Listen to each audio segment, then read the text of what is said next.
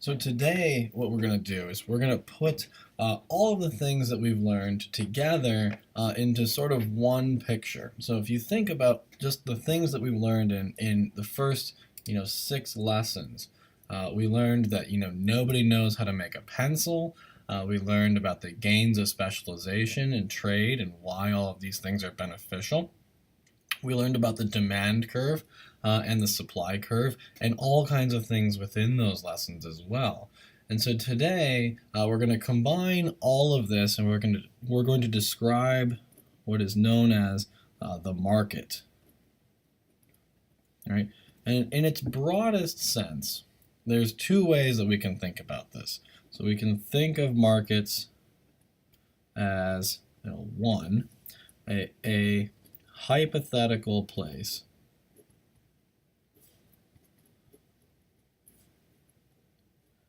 where buying and selling takes place or happens. Okay, so that's one way we can think about it. But another way we can think about it is as a process of plan coordination among buyers and sellers. And so the mystery that we're going to be sort of exploring today and for the rest of the class is how do we match buyers and sellers? Right? How do we make it so that the buyers can find the sellers and the sellers can find the buyers? Okay, and so we're going to put all the things that we've been building together into sort of one picture. And so if we have a demand curve which slopes down and a supply curve which slopes up, and if you were to pause the video and sort of cross your eyes and merge these 2 pictures into one, you would see something that looks a lot like this. And we call this our supply and demand framework. Okay? And so our mantra for this class is going to be that demand slopes down, supply slopes up, and X marks the spot. Okay, so demand slopes down, supply slopes up, and X right there marks the spot. And that spot is known as equilibrium. Okay. And equilibrium, it has an equilibrium price, which I've denoted as P1, and an equilibrium quantity, which I've denoted as Q1. All right. And the wonderful thing about this equilibrium point is that the market is said to clear. All right. And what that means is that the quantity demand is exactly equal to the quantity supplied, right? So at this unique price, P1, the equilibrium price, the quantity demanded, so the number of things that people want to buy, is exactly equal to the quantity supplied, which is the number that people are willing to sell. And so what's great about this point, right, is that we have exactly as many things as the buyers want, right, and every buyer can find a seller. There's a seller for every buyer. We're not wasting any resources doing anything that no one wants, right? Everything is basically ideal at the equilibrium point.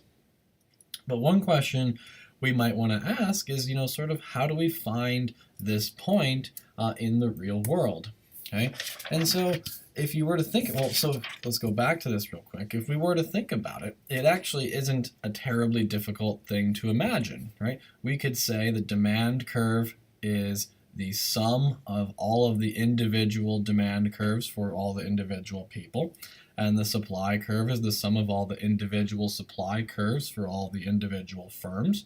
And we could just add those together to get a market demand curve and a market supply curve, set them equal to each other, and solve. And it sounds like something you would do in your pre-calculus classes. It's a very basic set of equations. There's two equations, two unknowns.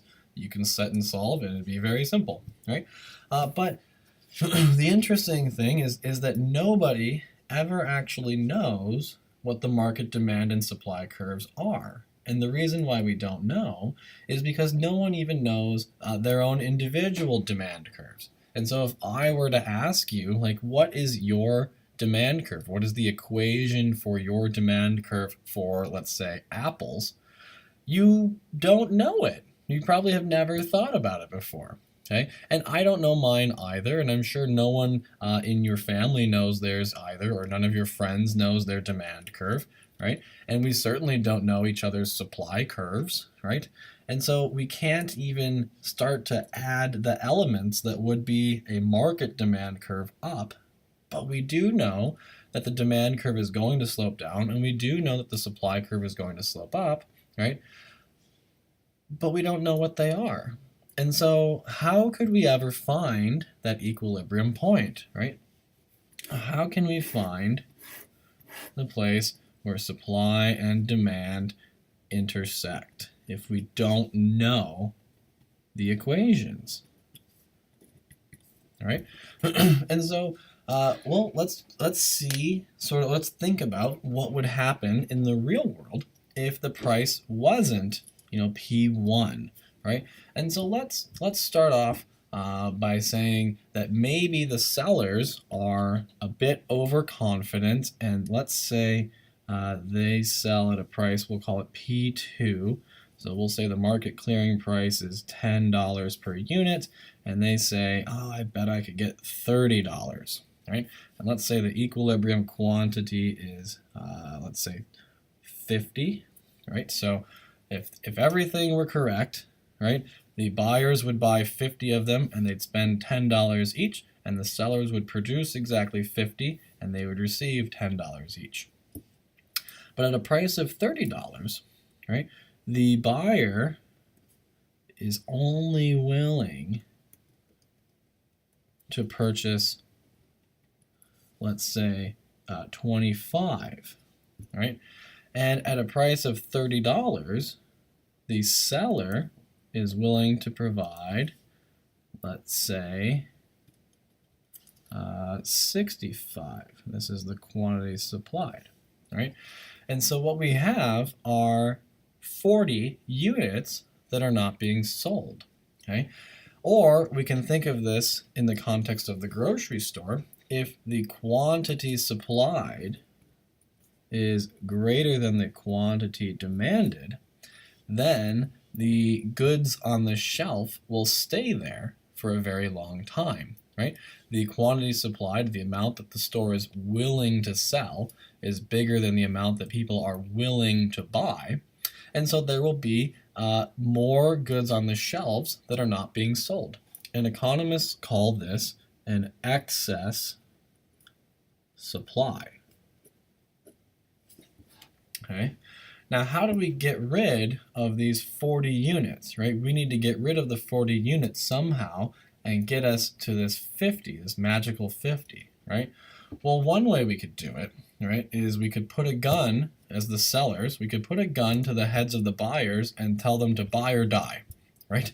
Now, that would work, right? I don't deny that it would work. It'd be a little bit terrifying, and I bet people wouldn't want to shop for very long. So perhaps there's a more peaceful way that we could do this. And the way that we could do it is we could lower the price, right? Which is what we see grocery stores doing when they have too much of something. they lower the price. Things go on sale. And what that's going to do is it's going to reduce the quantity supplied, because now these sellers are getting fewer dollars per unit, and at a lower price, buyers want to buy more, so we'll be increasing the quantity demanded, and we'll get right to our equilibrium point where we have a price of $10 and we're selling and buying exactly 50, right? And so the quantities, when the quantity supplied is greater than the quantity demanded, we call that an excess supply, and the solution is to lower the price, right? Which will increase QD and decrease QS, all right? What if instead we accidentally set the price too low? Price, quantity, and supply. And let's say instead that we have our quantity, and let's say it's 100, and our price, and let's say it's $25 this time. So the equilibrium point has a price of $25 and a quantity of 100. But we set the price at, let's say, $10. Okay, so at a price of $10 instead of 25, producers aren't going to be willing to produce as many as we want. And so maybe they'll only sell 40, or they're willing to provide 40 at a price of $10. All right, and these graphs are obviously not to scale, so I know that, right? But at a price of 10, buyers are willing to buy, let's say, 200, right? And so here we have a situation where the quantity demanded is greater than the quantity supply, which economists call an excess demand, right? So before, with an excess supply, we saw things sitting on the shelf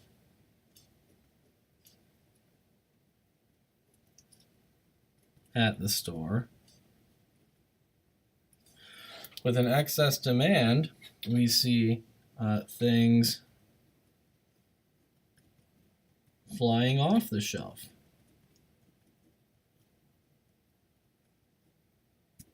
Right? And the solution here, right, is to raise the price. We want to raise the price, right, which will decrease quantity demanded and increase quantity supplied, right? So quantity demand will decrease as the price goes up. We'll move along the demand curve, and the quantity supplied will increase as we move along the supply curve until we get to a price of $25 where people are buying and selling 100, or they're willing to buy and they're willing to sell the same number, right? So let's think about an example of this. So let's think about, or let's do sort of a review or an application. So suppose that you see it's iPhone launch day, right? So Apple has announced the iPhone 8 or whatever number we're on, right? We have the new iPhone coming out. Everyone's really excited.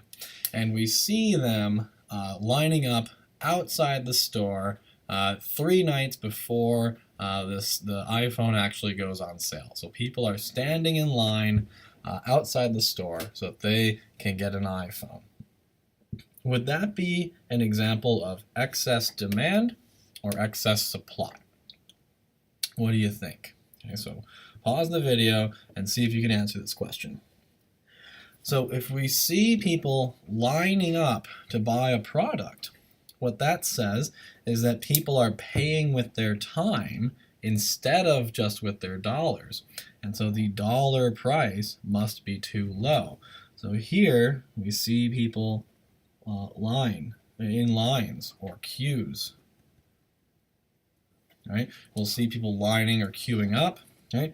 And what that's saying is that they are willing to pay more dollars, but because the price is so low, they know the good will sell out very quickly, and so they want to get there first, and so they pay with their time instead of with their dollars, right? And actually, if we were to factor in the value of the time that they spend, what we would really do is come all the way up here to this point and come over, and we'd find that they might be paying something like $35 for the good instead of just the 10. So they pay $10 in dollars and $25 in time. But this is more of an application for microeconomics. So go, if you haven't taken it already, please go take a class in microeconomics after you've taken this class, so you can learn more fun stuff like this. But this is a micro thing, so don't, if you're in macro right now, don't worry too much about this part. Okay? But when we see a line forming to buy something or people waiting in line to purchase something, we automatically know that we have an excess demand, which says that the price is too low. Okay, and so let's sort of think about what's sort of going on here, right? So one question we might want to ask is, who competes against who? Or whom, or whatever the grammatically correct thing is. So most people seem to think that the world is a case of buyers versus sellers, right? The buyers are trying to haggle with the sellers and get the lowest price they can. The sellers are trying to rip off the buyers and get the highest price they can. But does that really sort of describe the world? So how many times, let's say, have you gone to the grocery store and before you walked in, you like get yourself really psyched up for a fight, right? You get ready to fight and battle these people, right? You know, we're not going to take no for an answer, right? It doesn't seem to really happen, right? And so, but how many of you have ever, bought something on eBay, right? How do you win an eBay auction? Well, the way you win an eBay auction is by outbidding everyone else in the auction, right? So really, you're not competing against the seller. The seller's already there. You're actually competing against the buyer or the other buyers, right? So really what we have are buyers competing against other buyers for scarce goods, and they use dollars. By using dollars, right?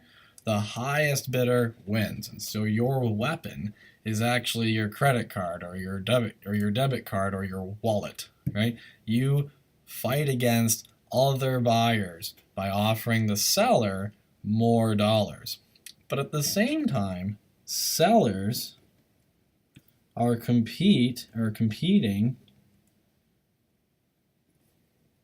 against other sellers for scarce consumer dollars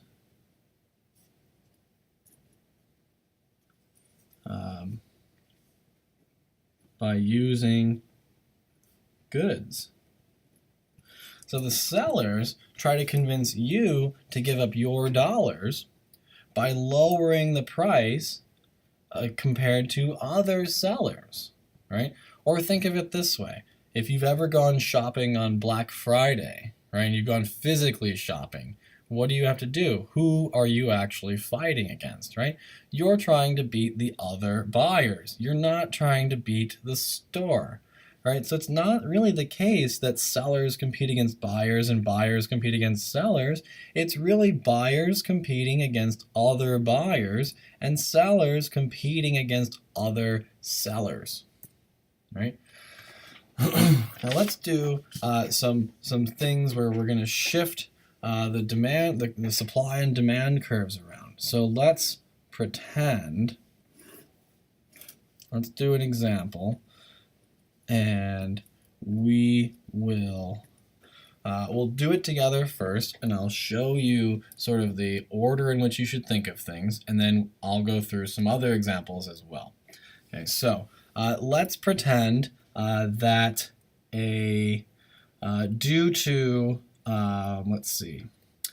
let's pretend that due to you discover that carrots all of a sudden cure cancer, right? We didn't know this before, and let's pretend that carrots suddenly cure cancer and all diseases, and they'll heal your broken bones, and they are truly the miracle fruit, right? Your vegetable, right? Carrots are the miracle vegetable, and they cure all diseases. Well, all of a sudden, more people are going to want to buy carrots, right? And so the demand for carrots would increase, shifting it to the right. Okay, so demand increases, and the equilibrium price, which was P1 and Q1, would shift to the new equilibrium of P2 and Q2, right? And so price would increase and quantity would increase, okay? So because we discovered that carrots cured cancer, the demand curve for carrots shifted out to the right, and as a result, the price of carrots will increase and the quantity supplied of carrots will increase as well, okay? So what you should do when you want to solve these things, you should follow a three-step plan, okay? The first step is to identify which curve is going to shift. Is it going to be demand or supply? Okay. The second thing that you should do is determine which way it will shift. Is it going to increase or decrease? And then finally, you should read the changes in price and quantity from the graph. Okay, so first, identify which curve is going to shift, demand or supply, and then determine which way it will shift, increase or decrease, and then finally read the changes in price and quantity from the graph. Do not get ahead of yourself and try to do step 3 before you've done steps 1 and 2. Okay, so let's do another example. So let's pretend that we're going to do Henry Ford and the automobile. Okay, Henry Ford institutes the assembly line process. Okay, so we're at P1 and Q1. That's a 1, right? And Henry Ford institutes the assembly line process. What does that sound like? Well, if we consulted our factors that change supply and demand. That sounds the most like a change in technology, right? So we've already determined that the supply curve is going to change. So supply. Okay. Now let's determine which way it will shift. Well, we've increased technology, and so that increases supply. So supply will increase. And we come to the new equilibrium point, which is right there. We come straight across to the y-axis and straight down to the x-axis. And it looks as if, and indeed is, the case that the price fell and the quantity increased. Right? Now, I'm going to do this the wrong way. Okay, so this is an example that someone who came into my office a year ago and did this the wrong way. And I'm going to show you why it's wrong. Okay, so this problem was on one of my exams a few years ago. It's been on it several times, so hint, hint, nudge, nudge, wink, wink. It's probably going to be on yours as well. Okay. So this student, he got this question wrong, and he came into my office, and he was very upset because he believed that he had the right answer. Okay, and so we worked together, and he drew me this picture, and he said, yep, demand slopes down, supply slopes up, and X marks the spot, P1, Q1. Okay, and I said, okay, so as a result of the assembly line process being adopted at Ford Motor Company, show me what happens on the graph and walk me through your reasoning. And he said that because the price had fallen, so because of the assembly line process, cars were going to be cheaper. Because they were cheaper, more people wanted to buy them, and so the demand for cars increased and the quantity increased, right? And this is what he showed me, okay? Now, if we were to read the other side of this, we would see that the price had increased. So his statement to me was that because the price of cars had gone down, the price of cars had gone up. Now that doesn't make sense at all. And what he was confusing was the difference between demand and quantity demanded, right? So had he either realized the error of his thinking, that demand versus quantity demand fault or the problem, confusion, he could have seen that he had made a mistake. But if he'd instead followed this, right, followed this order, okay, then he would have also worked. So identify which curve is going to shift. Well, changes in technology, that doesn't change demand. That changes supply, right? And it's going to increase. And so he would have come up with a picture that is consistent with the words that he said, right? Because the price went down, people bought more cars. That's true, right? And that's exactly contained right here.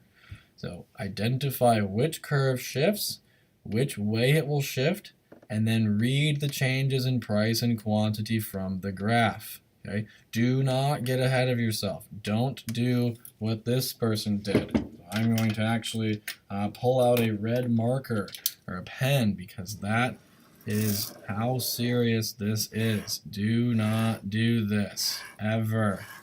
Bad. Right? Don't do that. Okay? Identify which curve is going to shift, determine which way it will shift, and then go from there. Now, we can do some pretty heavy lifting with this material, okay?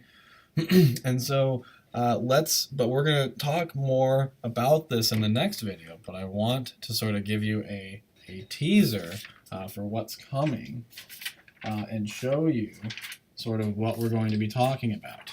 I'm going to tell you a story about when I was in graduate school. Okay, so when I was in graduate school, I was walking, in the streets of Washington, D.C., and I was approached by a young lady who wanted to raise money to buy women out of slavery. Okay, so as I'm sure we all are aware, the human trafficking industry or industry, right, is thriving right now. In fact, some people go so far as to say that there are more slaves today than there have ever been in the entire human history, the entirety of human history. Okay, this is an issue that I have a very clear stance on. I want to see less people in slavery and not more. Okay? And so this person asked me if I would consider donating money to her so that she could give it to her organization and use that money to buy women out of slavery so that they could be free. Okay?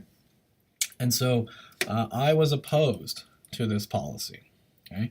I told her that not only would I not give her any money, but that she should instead burn all of the money that she had raised. Okay? And so she got very upset at me because she thought that I was opposing her goal. Now, using what we have just learned, the supply and demand framework, how could we illustrate that? How could we illustrate her plan? Okay, and so what she is saying is that she wants to buy the women out of slavery. So we have a Q1 and we have a P1. Okay, and if she were to do that, how would I illustrate that in this graph? Well, that would be an increase in demand, okay, which has a tendency to increase quantity and price.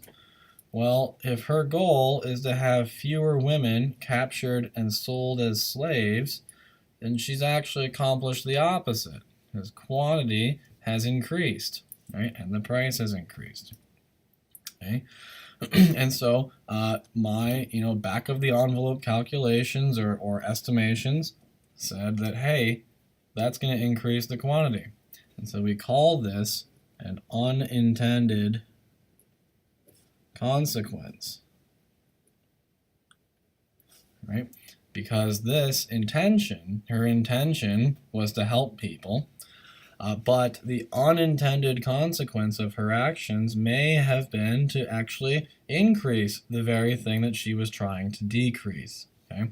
Now, the world is obviously much more complex than these two graphs, and that issue is a very complex one. So I'm not going to say, if you want to give money to an organization that wants to do this, to buy people out of these terrible conditions and set them free, I'm not saying that you shouldn't do it. I'm not saying that you're evil if you do, right? What I am saying is that it could very easily be the case, if the demand curve slopes down and the supply curve slopes up for those things, those people, for selling people on these markets, you might end up causing or contributing to the cause of the very thing you're trying to stop. Okay? And so in the next lesson, we're going to talk about policies and outcomes. All right?